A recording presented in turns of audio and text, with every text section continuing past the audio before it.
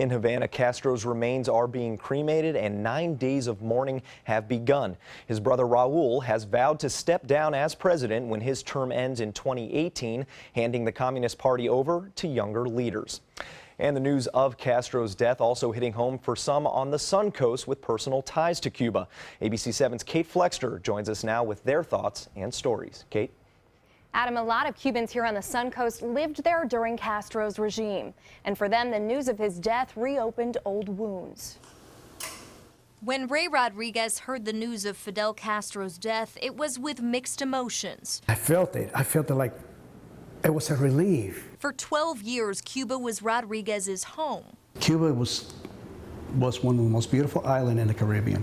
But in 1959, he says that all changed when communist leader Fidel Castro took over. And like thousands, Rodriguez and his mother fled to America.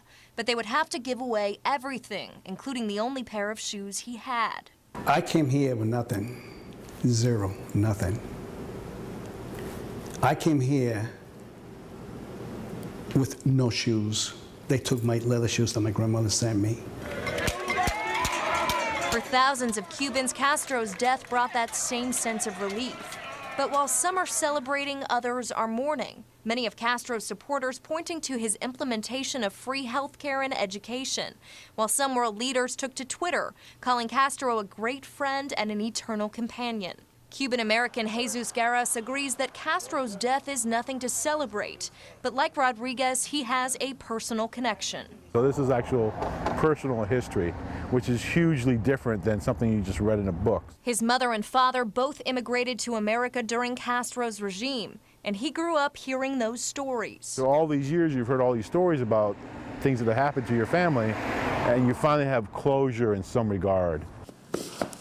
As for Rodriguez, he now has not just one pair of shoes, but many. And for him, it's moving forward that brings him that same sense of closure. Let's forgive and move on with the new Cuba, the free Cuba right now.